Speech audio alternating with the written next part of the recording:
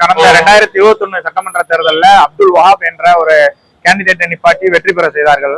அவங்க கிட்டத்தட்ட ஒரு 55,000 வாக்குகளுக்கு மேலாக வாக்குகளை பெற்று வெற்றி அடைந்தாரு. ஸோ இதன் மூலமா மக்கள் ஒரு மாற்றத்தை எதிர்பார்க்கிறாங்க அவங்க கட்சி ரீதியிலேயே அப்படின்ற ஒரு பேச்சு அடிபட்டது.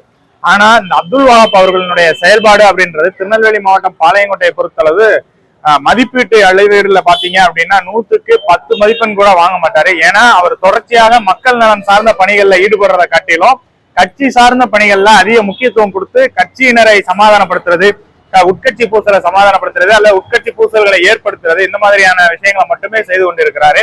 மக்கள் சார்ந்த அடிப்படை தேவைகள், அதாவது சாலை வசதி, கழிவுநீர் வசதி, தெருவிளக்கு வசதி, இந்த மாதிரியான வசதிகளை மேம்படுத்துவதற்கான எந்த ஒரு முகாந்திரத்தையோ முயற்சியவோ அவர் ஏற்படுத்தவில்லை.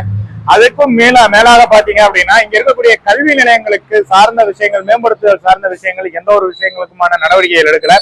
பொதுமக்களினுடைய தலையாய விஷயம் அப்படின்றது இந்த பாளையங்கோட்டையும் மேலப்பாளையம் பகுதிக்கு இடையில் அமைந்திருந்த இந்த ரயில்வே கேட்டு, பாளையங்கோட்டை ரயில்வே கேட்டுக்கு ஒரு மேம்பாலம் அமைக்கணும் அப்படின்ற கோரிக்கை பல ஆண்டுகளா இருந்துகிட்டு இருக்குது. ஸோ அதை மட்டுமே வாக்குறுதியா வைத்துதான் இவங்க தொடர்ச்சியா ஜெயிச்சிட்டு இருக்கிறாங்க.